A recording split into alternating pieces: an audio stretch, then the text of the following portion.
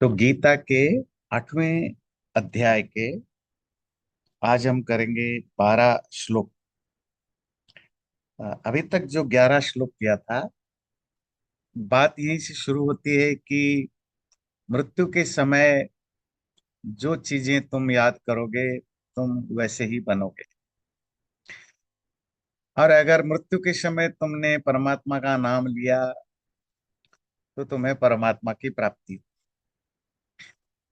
तो मृत्यु के समय अपने आप में नहीं होता है जब तक आप पूरे जीवन भर उसी चीज को प्रैक्टिस नहीं करते। तो वहां से शुरू हुआ ईश्वर की भक्ति करने की पूरी प्रोसीजर, पूरे जीवन भर कैसे कर।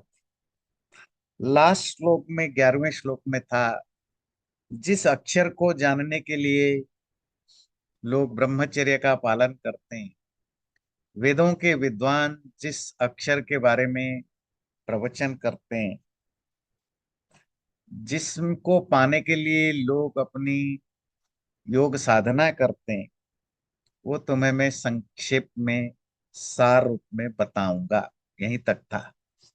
अगला श्लोक, सर्वद्वाराणि संयम्य मनोहृदि निरोध्य च मूर्ध्न्याधायात्मनः प्राण मा स्थितो योग धारणा। तो अपने सभी दरवाजे को, डोर्स को संयम में रोक करके, अपने मन को मनः, हृदय में निरुद्ध रोक करके, मूर्धनि आधाय आत्मनः प्राणम, अपने प्राण को मूर्धा में, अपने सर में स्थापित करके, आस्थितो योग धारणा, योग स्थिति में अर्थात कंसंट्रेशन की स्थिति में बैठकर। श्लोक आधा है, अगला श्लोक मैं दोनों मिला लेता हूं। ओमित्येकाक्षरं ब्रह्म व्याहरन् मामनुस्मरन् यः प्रयाति त्यजन् देहं स याति परमां गतिम्। तो जब व्यक्ति अपने मन को हृदय में लगाकर, सारे इंद्रियों को रोक करके, अपने प्राणों को सर में स्थापित करके योग साधना अर्थात मेडिटेशन में बैठता है, और वहां क्या करता है, ओम इति एकाक्षरम ब्रह्म व्याहर। ओम, ये जो एक अक्षर है, जो कि परब्रह्म है, परमात्मा का नाम है, वही ओम ही ब्रह्मन है, उसी को जपता रहता है, व्याहरण जपते हुए, मामनुस्मरण, और उस परमात्मा को याद करते हुए, यह प्रयाति त्यजन देहम, जो अपने शरीर को छोड़ कर निकल जाता है, स याति परमाम गति, वो परम गति को, परम अर्थात सुप्रीम गोल को प्राप्त कर जाता। तो 12 13 दोनों मिला के लेते। तो सर्व द्वाराणी संयम, द्वार मतलब दरवाजे, दरवाजे का अर्थ यहाँ आपकी जो शरीर के डोर्स हैं, वो कौन से हैं, जो आपकी इंद्रियां हैं, आपकी नाक कान आंख आदि आदि जो होते हैं, इसी को, इंद्रियों को ही दरवाजे या द्वार का है। अपने सारे इंद्रियों को रोक करके, मन को हृदय में लगाकर, आत्मा का जो स्थान है, जो कि सर में होता है, तो उसी में अपने मन को लगा के, अर्थात आत्मा में मन को लगाकर, मूर्धनि आधाय आत्मनः प्राणम, यह आत्मा मतलब सेल्फ, अपने, और अपने प्राण वायु को प्राणायाम के द्वारा मूर्धि मूर्धा या सर में रोक करके, योग धारणा मास्तित, योग की जो धारणा है, कंसंट्रेशन है, मेडिटेशन की जो 3 लेवल है। तो पहली लेवल होती है धारणा, जहां मन को आप एक जगह लगाते हैं। तो मन को वहां लगा करके धारणा स्थिति में, मेडिटेटिव स्टेट में बैठ के, फिर क्या करते हैं, ओम इति एकाक्षरम ब्रह्म, वो जो ब्राह्मण परमात्मा अब उस परमात्मा को कैसे नाम लोगे? तो उसका कोई नाम चाहिए ना।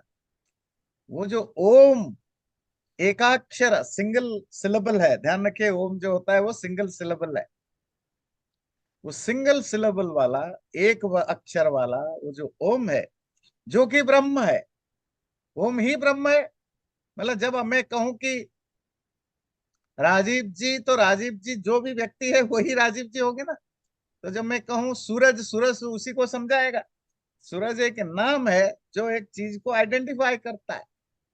तो जब मैं कहूं ओम, तो ओम, ओम मतलब ब्रह्म, ब्रह्म को आइडेंटिफाई करता है। तो ओम वो जो एक अक्षर वाला ब्रह्म है, परमात्मा का नाम है, उसी को जपता हुआ, मुंह में नहीं, ध्यान में जो वो ओम का जप, जप जप की लिटरेरी मीनिंग होती है, एक्चुअल मीनिंग होती है रिपीटेडली रिपीटिंग सर्टन थिंग। तो मन में एक पर्टिकुलर थॉट को, एक विचार को, एक शब्द को, एक एक ख्याल को कॉन्स्टेंटली रिपीटेडली आने देना, उसी को जप कहते हैं। वैसे तो जप 3 लेवल पर भी होते हैं। जैसे बोलने की भी 3 लेवल होता है, वैखरी, मध्यमा, पश्यंती, आदि आदि। तो इसी तरह आप मुंह खोल के बात जपते हैं, है ना, ओम ओम ओम करते हैं, या मनी मन जपते हैं बिना कुछ बोले, या कम साउंड में, उपांशु, या बिल्कुल आप मेडिटेटिव स्टेट में कॉन्स्टेंटली जब चलता है, पश्चिम। तो वो मेडिटेशन में आपको ना मुंह खोलना होता है ना मुंह बंद करके, वो तो बिल्कुल इनर लेवल पर आपकी जप चल, वो पर ओम का जप करते हुए मेडिटेशन में। और जब आप ओम को याद करते हैं, तो उसमें आपके मन में विचार उस परब्रह्म का होना चाहिए, परमात्मा का। वो परमात्मा को कैसे याद करेंगे? इसीलिए आपको शास्त्र पढ़ना जरूरी है। जब आप शास्त्र पढ़ लेते हैं, तो आपको पता लगता है वो परमात्मा कैसा है, क्या है। सच्चिदानंद स्वरूप, जो कुछ भी सृष्टि करता, पालन करता, संहार करता, ये जो परमात्मा का जो स्वरूप शास्त्र में वर्णन है, उसी उसी स्वरूप को तो आपको याद करेंगे ना। नहीं तो फिर तो आप परमात्मा के नाम पर पता नहीं क्या क्या चीजें याद करने लग जाएंगे। तो उस परमात्मा को याद करते हुए तो आप मेडिटेशन करते हैं। और अगर ये प्रैक्टिस आपकी चलती रहती है, अभ्यास चलता रहता है जीवन में, तो क्या होता है? जब देह त्यजन देहम यह प्रयाति, जब आपका देह छूटता है, देह मतलब बॉडी, शरीर, जब शरीर छूटता है मतलब जो डेथ होता है, तो अपने आप आपके मुंह से क्या आपके मन में, विचार में, मुंह में क्या आएगा? ओम। तो जब आप इस ओम विचार के साथ शरीर छोड़ते हैं, तो जा करके स याति परमाम गति, तो वो उस परम गति को प्राप्त करता है। अब ये गति शब्द का क्या अर्थ है? डिक्शनरी देखेंगे, गति का मतलब मिलेगा मूवमेंट, गोइंग, जर्निंग। पर गति शब्द का अर्थ ऑब्जेक्टिव, गोल के अर्थ में भी यूज होता है। जब हिंदू धर्म में कोई किसी व्यक्ति की डेथ होता है, अंग्रेजी एजुकेटेड लोगों को छोड़कर, है ना, तो आम हिंदू बोलता है परमात्मा इस आत्मा को सदगति दें। अंग्रेजी पढ़े लिखे तो बोलते हैं पीस दें ना, RIP, RIP से थोड़ा जो ज्यादा हिंदू बन जाते हैं, ये जो जो बिल्कुल गायब है, वो तो RIP लगा देते हैं, रेस्ट इन पीस। जिनको लगता है नहीं भाई भाई ये हिंदू वाला नहीं है, तो कहते हैं आत्मा को शांति दें। मतलब दोनों ही एक ही नाव पर है। एक को थोड़ा डाउट है कि ये नहीं बोलना चाहिए, तो ढूंढता है क्या बोलूं तो शांति।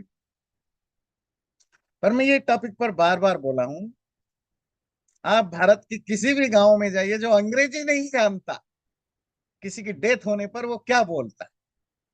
बोलेगा आत्मा को सदगति मिले।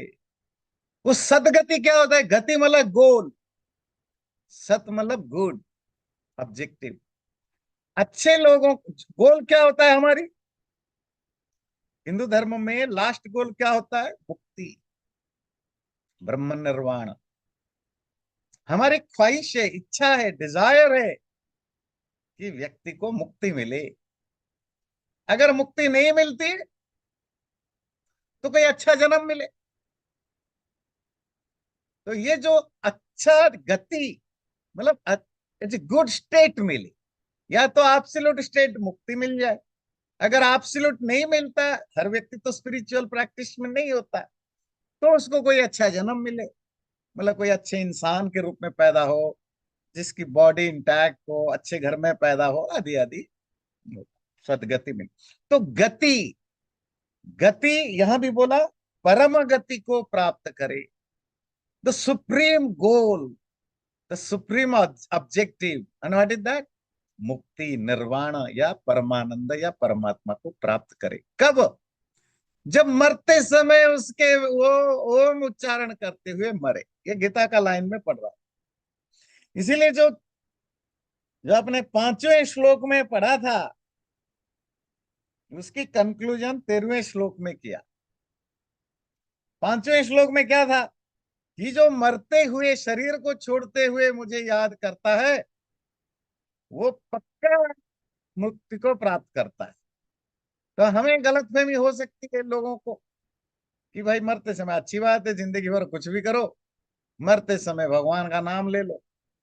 तो 5 से लेकर 13 तक जो भी 7-8 श्लोक है, उसमें उसको क्लैरिफाई का कि मरते समय तभी आप उसको याद करोगे जब आप लाइफ में इस तरह के प्रैक्टिस करते हुए, तो अपने आप आपके मन में वो विचार आएगा। आप कोमा में भी हो तो भी वही थॉट आएगा जो जिंदगी भर जिस थॉट को आपने पाल रखा है। इसीलिए ईश्वर भक्ति जीवन में होनी चाहिए, मृत्यु के समय अपने आप। अनन्य चेता सततम यो माम स्मरति नित्यशः तस्याहं सुलभ पार्थ नित्य युक्तस्य योगिनः। अनन्य चेता, जिसका चेत, माइंड, मन अनन्य हो, विदाउट एनी डिविएशन, एक ही जगह टिकने वाला हो, सततम, कॉन्स्टेंटली, ऑलवेज, हमेशा, जो माम, मुझे, स्मरति, याद कर, नित्यशः, रेगुलरली, मां मतलब परमात्मा को, तस्य अहम सुलभ, उसके लिए मैं इजीली अवेलेबल हूं। हे पार्थ, पृथा का बेटा अर्जुन, नित्य युक्तस्य योगिनः, मैं उस योगी के लिए हमेशा अवेलेबल हूं, नित्य युक्त, जो रेगुलरली, हमेशा अपने आप को एंगेज्ड रखता है, अब मेंटली जो इन्वॉल्व रहता है।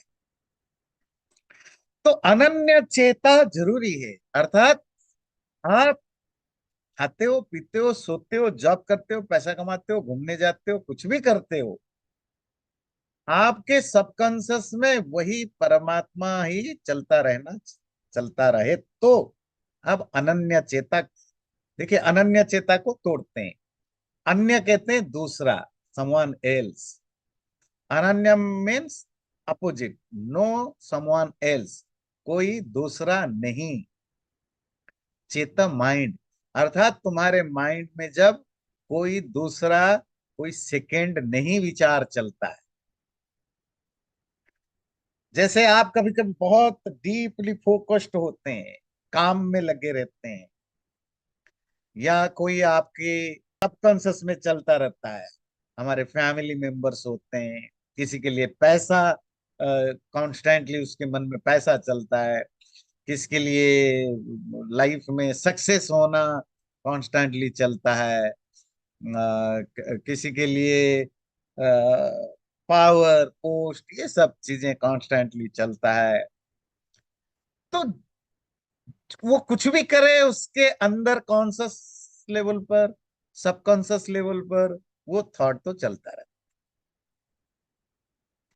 इसी तरह जो ईश्वर से रिलेटेड अपने मन को पूरी तरह विदाउट एनी डेविएशन, मन डिस्ट्रैक्शन, कॉन्स्टेंटली परमात्मा में भक्ति रखता है, नित्य युक्त, जिसका मन युक्त कहते हैं, एंजॉइंड है, कनेक्टेड है, जुड़ा हुआ है, नित्य रेगुलरली, हमेशा जिसका मन उस परमात्मा में जुड़ा हुआ है, ऐसा जो योगी है। योगी का मतलब ही होता है जिसका मन जुड़ा हुआ है, किससे? परमात्मा से। ऐसे योगी के लिए मैं मतलब परमात्मा हमेशा अवेलेबल होते हैं, सुलभ। सुलभ का अर्थ होता है इजीली अवेलेबल, दुर्लभ, रेयरली अवेलेबल, है ना। आम लोगों के लिए परमात्मा रेयरली अवेलेबल होता है। आप कितने भी पूजा पाठ तप जप कुछ भी कर ले, जब तक आप मेंटली उससे कनेक्टेड नहीं होते हो। बस सिंपल सी बात है, आप अपने घर में एक व्यक्ति है और आप उससे, आपका मन उब चुका है, तो वो घर में आपके साथ होने पर भी आपके मन में वो कहीं नहीं आता।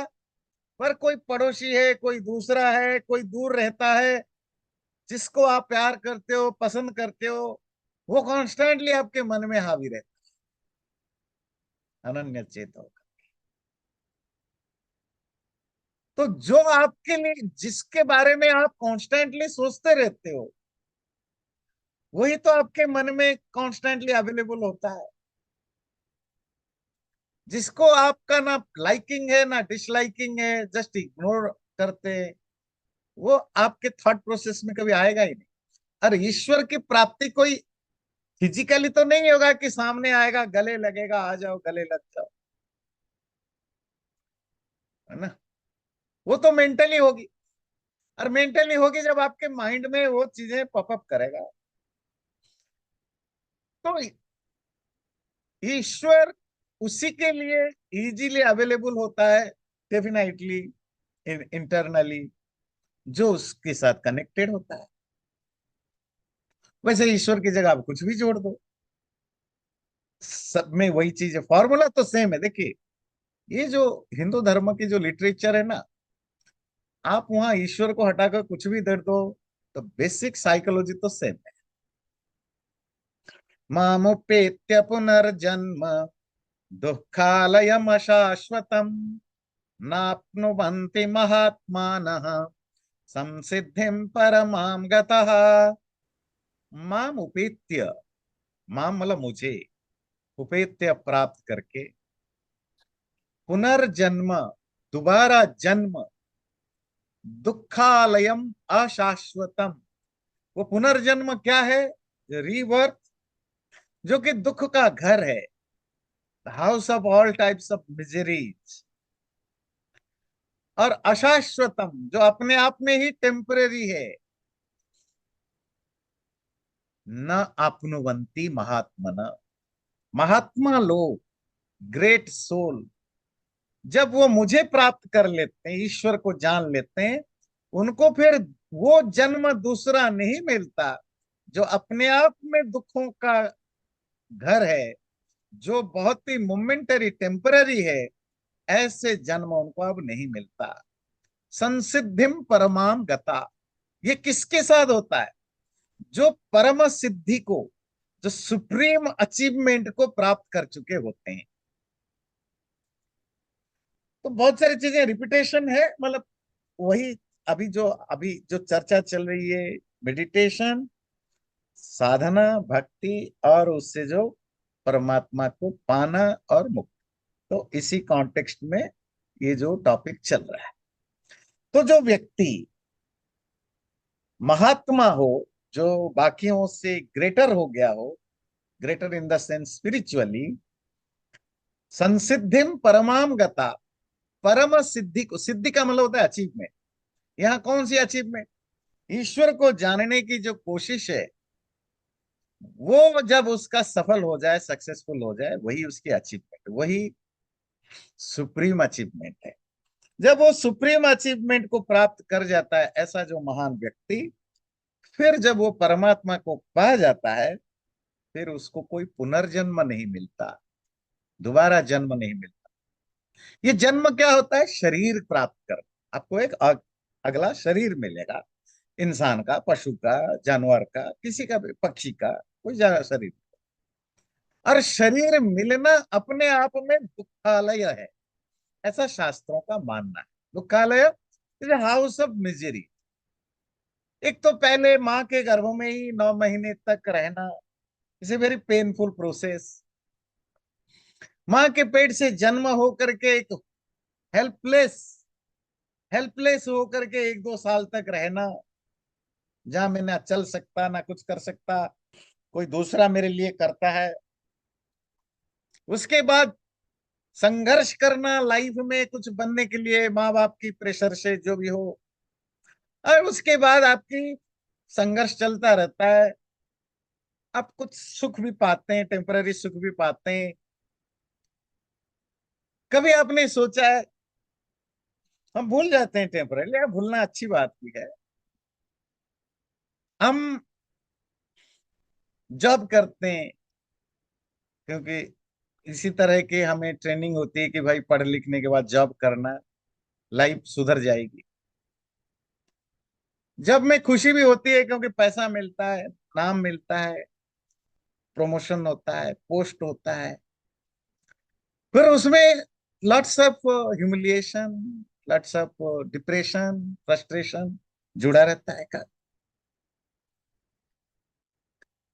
वो साल में कितने दिन, कितने हफ्ते आपको स्ट्रेस से गुजरना पड़ता है, कितनी सारी चीजों से गुजरना पड़ता है। पर स्टिल हम उसको भूल जाते हैं क्योंकि at the end of the day पैसा मिल गया, वो मिल गया, तो हम कंप्रोमाइज क्यों करते? सुखों के साथ, क्योंकि कुछ तो मिल रहा है। अगर मैं चीजों को नहीं झेलूंगा तो फिर मिलेगा ही कुछ नहीं। फिर हम पैसा कमाते हैं, सुख भी मिलता है, पैसे का अपना सुख है। फिर हम शादी ब्याह करते हैं कि अगेन सुख मिलेगा, और साल भर कॉन्स्टेंटली स्ट्रगल करना पड़ता पति और पत्नी के साथ मैनेज करने के लिए। कभी बनती है, कभी नहीं बनती है, झगड़े होते हैं, लगता है भाई डन, फिर मन को समझाते हैं, है ना। तो हर चीज में हम कॉन्स्टेंटली स्ट्रगल करते हैं, कुछ अचीव करते हैं, बहुत कुछ खोते हैं, बहुत कुछ कंप्रोमाइज करते हैं। आप कहेंगे नहीं, जो लोग बहुत रिच हैं, जो जॉब नहीं करते हैं, जिनको बने बनाए पैसे आ जाता है, जिनको शादी फादी भी फिक्र नहीं है, एंजॉय करते हैं, वो सुखी होंगे। पढ़िए, अगर आप उन लोगों से मिल नहीं सकते, उनकी न्यूज में, मैगजीन्स में पढ़िए उनके लाइफ, वो तो सबसे ज्यादा ड्रग लेने वाले वही होते हैं, सबसे ज्यादा डिप्रेशन की गोलियां खाने वाले वही लोग होते हैं, सबसे ज्यादा साइकोलॉजिस्ट के पास जाने वाले वही लोग होते हैं। उल्टा जो वो मैरिड है, मतलब एक बंधी बंधाई जिंदगी में है, वो कम डिप्रेशन में होता, ध्यान दीजिएगा। तो ये दूर का पहाड़ सुहावना लगता है कि भाई सोशल जिम्मेदारी से भागो तो सब अच्छा रहेगा, नहीं होता। ऐसा होता है तो फिर जो रोज रोज मिलियंस में कमाते हैं, जो ग्लैमर फील्ड में काम करते हैं, जो स्टार्स होते हैं, तो जो बड़े बड़े बिजनेसमैन होते हैं, सब खुश होते हैं। जो शादी ब्याह कर की चिंता ही नहीं रखते हैं, फिजिकल भूख मिटाने के लिए उनके पास लाइन लगी रहती है, वो आम लोगों से ज्यादा परेशान, ज्यादा दुखी है मेंटली। हमें वो अच्छे लगते हैं क्योंकि बाहर से उनका जो ओरा है, जो महंगे कपड़े, महंगे गाड़ियां, पब्लिक में जो उनका रुतबा, वो हमें अट्रैक्ट करता। पर मेंटली अगर आप एग्जामिन करो, नहीं। इसीलिए जो बहुत हाई लेवल पर लोग हैं, बहुत सक्सेसफुल हैं, उनमें वो लोग खुश हैं जो मैरिड हैं, जो लाइफ को वही नॉर्मल लाइफ जीने की कोशिश करते। पॉइंट है कि आप कोई भी लाइफ जियो, इससे स्ट्रगल, आपको आपको मोस्ट ऑफ दुख मिलता है, आपको वो कंप्रोमाइज करनी पड़ती है, उसको छोड़ना पड़ता है, भूलना पड़ता है, क्योंकि उससे जो छोटी मोटी सुख मिलता है, उस सुखों को हम एंजॉय कर सके। यही है जन्म की थ्योरी, है ना, थ्योरी। इसीलिए कहा दुखालय, स्टोर हाउस ऑफ मिजेरी, अशाश्वतम, टेम्पररी। जो महात्मा है, जिनको वो एब्सोल्यूट अचीवमेंट मिल जाती है, वो एब्सोल्यूट अचीवमेंट मिलने के बाद फिर उनको इस इस रीबर्थ, मरना पैदा होने के चक्कर से छुटकारा मिल जाती है। कब? जब वो मुझे प्राप्त करते हैं। आ ब्रह्म भुवनान लोका पुनरावर्तिनोऽर्जुन मामुपेत्य तु कौन्तेय पुनर्जन्म न विद्यते। आ ब्रह्म भुवनात् लोकः, जितने भी लोक हैं, वर्ल्ड हैं, अभी बात करेंगे। ब्रह्मलोक से स्टार्ट करके जितने तरह के लोक हैं, संसार है, हे अर्जुन, वो सभी लोग पुनरावर्ती होते हैं। अर्थात वो सभी लोग आना जाने का मार्ग होते हैं। मतलब वहां आप जाए तो आपको again you have to come back, मरना पैदा होना होता है। सिर्फ एक ही लोक है जहां आपको दोबारा वापस आना नहीं पड़ता। माम उपेत्य तो कौन्तेय, हे कुंती पुत्र अर्जुन, जो व्यक्ति मुझे अर्थात परमात्मा को पा लेता है, पुनर्जन्म न विद्यते, उसी का ही पुनर्जन्म अर्थात रीबर्थ नहीं होता। ब्रह्म लोक से लेकर कोई भी लोग, जो लोग वेदांत क्लास में आते हैं, वहां लास्ट फोर्थ चैप्टर में ये ब्रह्मलोक पर काफी डिस्कशन हुआ था। ब्रह्मलोक मीन्स मुक्ति नहीं, अर्थात जो लोग स्पिरिचुअल प्रैक्टिस कर रहे हैं और इवन वो लास्ट स्टेज तक भी पहुंच चुके हैं, पर जो अचीविंग गोल है वहां से, उससे पहले ही, उस गोल को अचीव करने से पहले ही शरीर छूट गया, ऐसे लोगों को मरने के बाद जो जो उनकी स्टेट होती है, जो अवस्था होती है, इसको ब्रह्मलोक कहा। मुक्ति को छोड़कर जो सबसे बेस्ट कोई लाइफ है, वो ब्रह्मलोक है, जिसको स्वर्ग भी कहते हैं, हेवन कहते हैं। जैसे आप state of good life, state of good life, जहां आपको मिनिमम कष्ट है, उस ब्रह्मलोक से लेकर बाकी जितने भी लोग हैं, जैसे स्वर्ग हुआ, हेवन, मर्त्य है, जो हमारे आपके जैसे लोग एवरेज लोग हैं, असुर लोग मतलब थोड़े और पेनफुल है, तो हमारे यहाँ बहुत सारे जो ये लोग क्या होता है, ये लाइफ की स्टेट्स होते हैं, स्टेजेस होते हैं, अलग अलग टाइप की स्टेट्स हैं। वो सफरिंग के बेस पर उसको बताया गया, सुख और दुख के बेस पर। जो कीड़े मकोड़े होते हैं, वो बहुत बहुत लोअर लेवल की अवस्था है। इवन इंसानों में जो बहुत सफर करते हैं, उनके साथ बहुत टर्चर होता है। नरक मतलब द स्टेट ऑफ सफरिंग। तो स्टेट ऑफ सफरिंग की भी बहुत सारे स्टेजेस होते हैं। जैसे स्टेट ऑफ प्लेजर की भी बहुत सारे स्टेट होते हैं। स्टेट ऑफ प्लेजर इज स्वर्ग। तो स्वर्ग के बहुत सारे लेवल है, the highest level is Brahmalok, not the mukti. इसी तरह नरक के आप अगर देखेंगे पुराण वगैरह, उसमें देखेंगे नरक के कितने सारे डिविजन्स हैं। रौरव नरक, कुंभी नरक, बहुत सारे नरक हैं। इनके माइथोलॉजिकल चीजों पर मत जाइए। उसको अपने लाइफ में अगर आप थोड़ी बहुत अपने अलावा, अपने सर्कल के अलावा दुनिया को समझते हैं, तो देखिए लोग किस तरह के जिंदगी जीते हैं। चलिए मैं आपको नरकों के एक दो एग्जाम्पल देता हूं। अब भारत में गायों को देखते हैं, जो गाय और बैलों को, मुझे बहुत ज्यादा वो चुभता है। उनके नाकों के अंदर रस्सी बंधी होती है, नाक और मुंह के अंदर, है ना, ऐसे नोज से जाता है, गले से जाता है, बंधा होता है। एक बछड़ा पैदा होता है, कोई भी लाइफ हो, लाइफ ऑलवेज, उनकी जो क्या कहेंगे, जो उनकी इनबिल्ट नेचर होता है, दैट इज फ्रीडम। ठीक है, आप जानवरों को यूज करते हैं, पर आप उसकी पैदा होने के बाद उसके नाक में और मुंह में रस्सी डाल के बांधते हो, जिंदगी भर बंधा रहता है।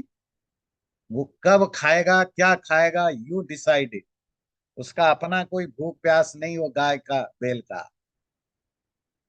आप इसको दिन भर उससे काम में लेते हो। इंसान बुखार होता है, बीमार होता है, तो काम नहीं कर पाता है, तो रेस्ट, छुट्टी ले लेता है। वो गाय बैल से, भैंस से जब काम लेते हो, उनको भी लगता होगा कि I am not today fit, पर तब भी आप पीछे से डंडा मारते हो। सोचिए उस गाय बैल की जिंदगी, इससे बेटर है कि आप इसको मार देते। वो पूरी जिंदगी जो कष्ट भोग रहा है, every moment is going through the suffering, उसको आप कैसे कैटेगरी में रखो।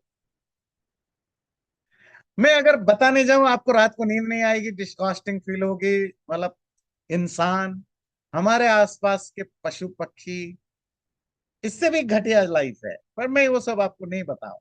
आप खुद कभी अपने सर्कल से बाहर निकलिए, बच्चों को भी दिखाइए। ये जानना जरूरी है, नहीं तो हम बड़े बड़े एक इमेजिनरी घेटों में रहते हैं कि everything is, life is smoothly going on, सब बढ़िया, क्योंकि मैं, मेरी फैमिली है, मेरे पैसे हैं, मेरी लाइफ चल रही है, तो सब कुछ बढ़िया चल रहा है।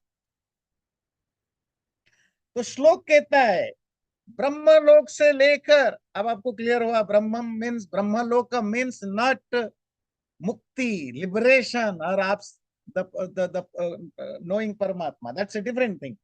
ब्रह्मलोक से लेकर वो रौरव नरक तक, नरक लोक तक, उनमें जितने भी आप अलग अलग शेड्स निकालेंगे, वो सारे लोक क्या है, एक चीज उनमें कॉमन है, पुनरावृत्ति। वो जन्म और मृत्यु, डेथ एंड बर्थ की साइकिल उसमें काम, रूल वहां लागू करता है। आप ब्रह्मलोक में पैदा हो तो भी आपको मरना पैदना होता है, नरक में पैदा हो तभी होता है। तो मर जन्म और मृत्यु चलता रहता है। तो फिर ऐसा कौन सा लोक, लोक मतलब स्टेट है, जहां मरने पैदा होने की कोई चक्कर ही नहीं है। मामुपेत्य तु कौन्तेय पुनर्जन्म न विद्यते। जब आप उस परमात्मा को जान लेते हो, उस परमात्मा को पा लेते हो, पाना मतलब जानना, रियलाइज करना, तब तुम्हारा ये पुनर्जन्म, ना ब्रह्मलोक, ना स्वर्गलोक, ना मर्त्यलोक, ना नरकलोक, ना उनमें जो भी डिविजन है, ये सब छूट जाता है।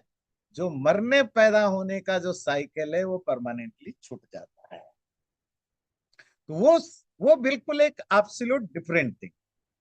सहस्र युग पर्यंत महर्यत ब्राह्मणो विदुः, रात्रिम युग सहस्रांताम ते अहोरात्र विदो जनः। कब तक ये जन्म मृत्यु का चक्र चलता रहता है? अभी जो दो श्लोक आप पढ़ेंगे, वो है टाइम यूनिट के बारे में। ये संसार सहस्र युग पर्यंतम, 1000 युग एक ब्रह्मा दिन कहलाता है।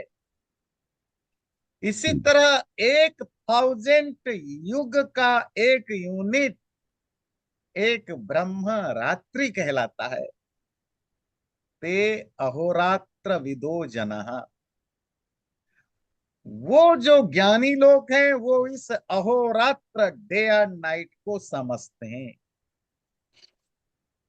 ये जो यूनिवर्स है, ब्रह्मांड, और ब्रह्मांड की यूनिवर्स की हर वो कंपोनेंट, सोलर सिस्टम हो, प्लानेट की हर वो चीजें, नदी, पहाड़, झरना, समुंदर, इंसान, ये सब कुछ कॉन्स्टेंटली मरते हैं और पैदा होते हैं। हमारे ना होने को डेथ कहते हैं, पैदा होने को बर्थ कहते हैं। तो यूनिवर्स का जो जो लाइफ पीरियड है, उसको, जिसको हम कहते हैं the state of creation, technically शास्त्रों में उसको कहा जाता है ब्रह्म दिन। तो ब्रह्म दिन, डे ऑफ ब्रह्मणि, ब्रह्म डे, इससे टर्मिनोलॉजी में एक्सप्लेन करूंगा।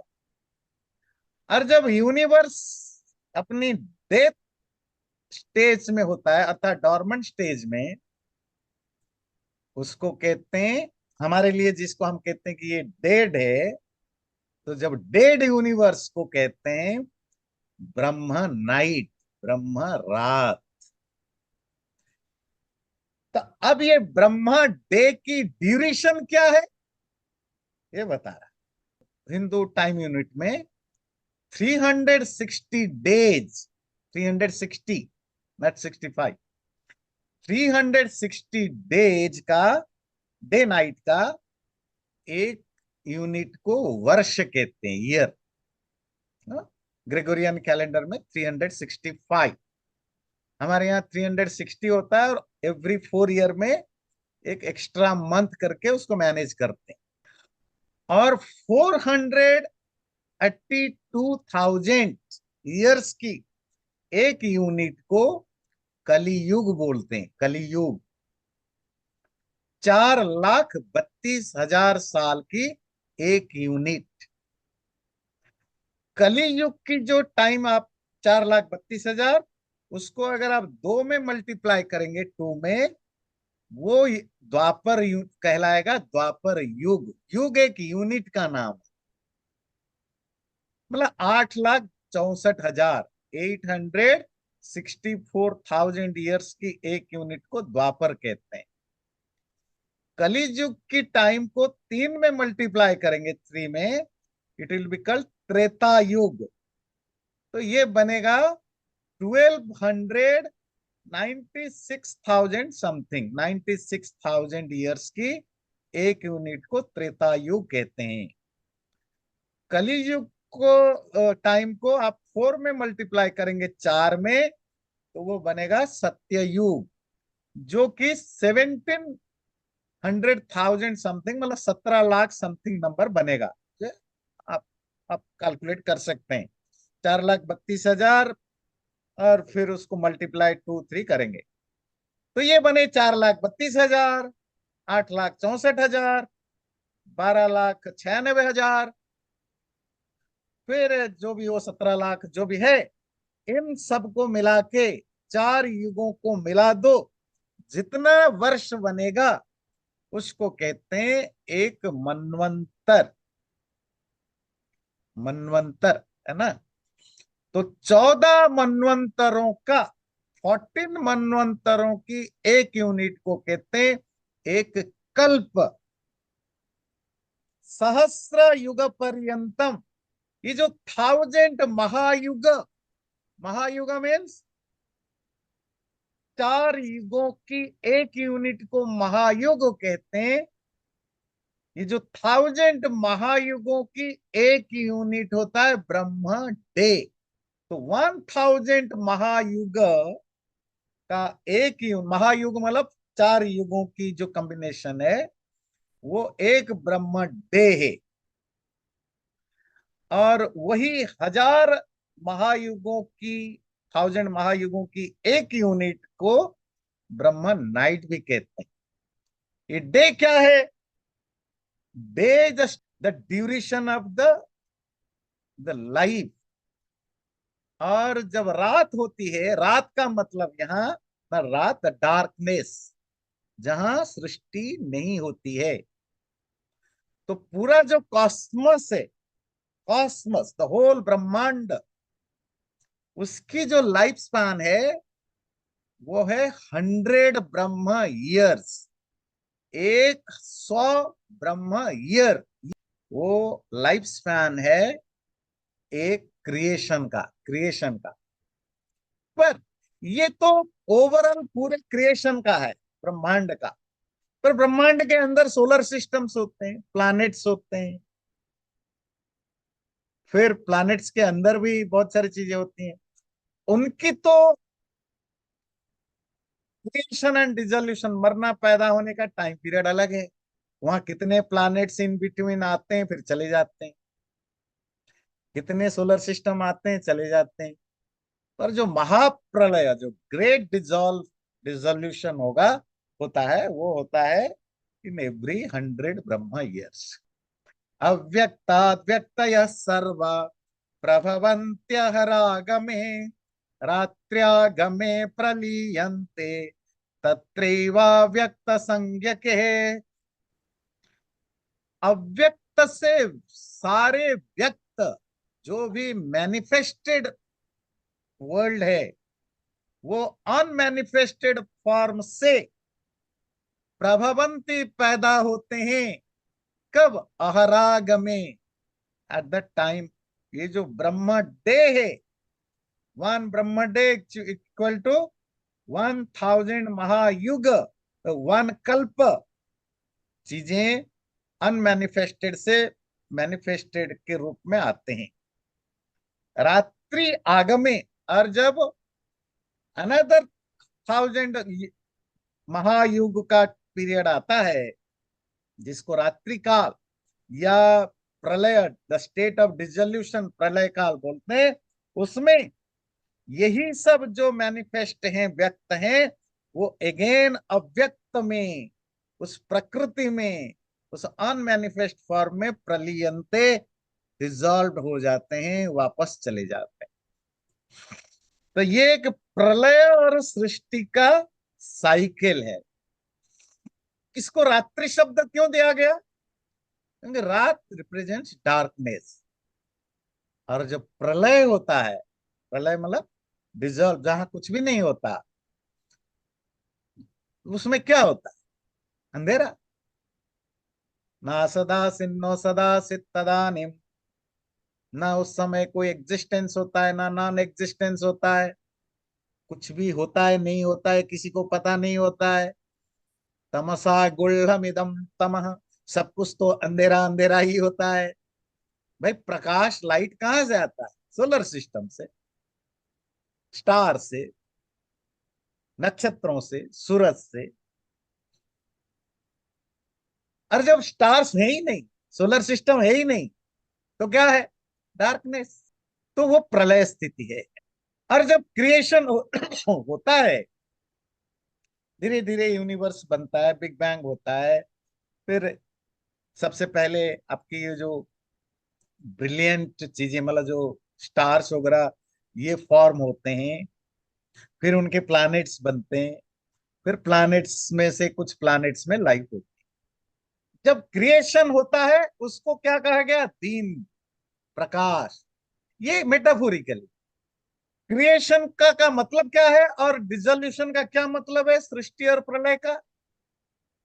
कि प्रकृति, जो मैटेरियल वर्ल्ड की जो प्राइमोडियल स्टेट है, भौतिक संसार का जो मूल अवस्था, जब प्रलय होता है, ये सब कुछ भी जो मैनिफेस्ट है, जो व्यक्त है, जो दिखाई देता है या सुनाई देता है, जो भी यूनिवर्स है, फंक्शनल यूनिवर्स है, वो डिसॉल्व हो जाता है अपने स्थूल से सूक्ष्म, ग्रॉस से शटल, शटल से शटलर, शटलर से शटलेस्ट फॉर्म। और शटलेस्ट फॉर्म क्या है? सूक्ष्मतम प्रकृति, मूल प्रकृति। ये है अव्यक्त, अनमैनिफेस्ट। और ये कब तक रहता है? 1000 महायुग। फिर डेवलप, फिर जब टाइम आता है फिर स्टार्ट होती है सृष्टि। अगेन, सटल से ग्रॉस, उल्टा कर लीजिए, सूक्ष्म से स्थूल, सटल से ग्रास, सटल से ग्रास, ग्रास ग्रास ग्रास होकर के यूनिवर्स बनता है। यूनिवर्स में हम आते हैं, आप आते हैं, दुनियादारी की आती है। ये कब तक सस्टेन करता है? अगेन 1000 महायुग तक। और इस तरह साइक्लिक मोड में व्यक्त से अव्यक्त, अनमैनिफेस्ट से मैनिफेस्ट, फिर व्यक्त से अव्यक्त, मैनिफेस्ट से अव्यक्त, मैनिफेस्ट से अनमैनिफेस्ट, ये साइकिल चलता रहता है, चलता रहता है। तो मतलब सिर्फ हम ही मरते पैदा होते ही नहीं, ये धरती भी मरती है, पैदा होती है, ये सोलर सिस्टम भी जाते हैं, नए सोलर सिस्टम आते हैं, ये यूनिवर्स भी नष्ट होता है, नया यूनिवर्स आता है। एवरीथिंग व्यक्त और अव्यक्त के साइकिल में रहता है। आगे इसका क्या इम्प्लीमेंटेशन है वो हम आगे देखेंगे। ये दो श्लोक ध्यान रखिए। मैं प्रार्थना कर लूं, अगर किसी को कोई प्रश्न है तो आप पूछ सकते हैं।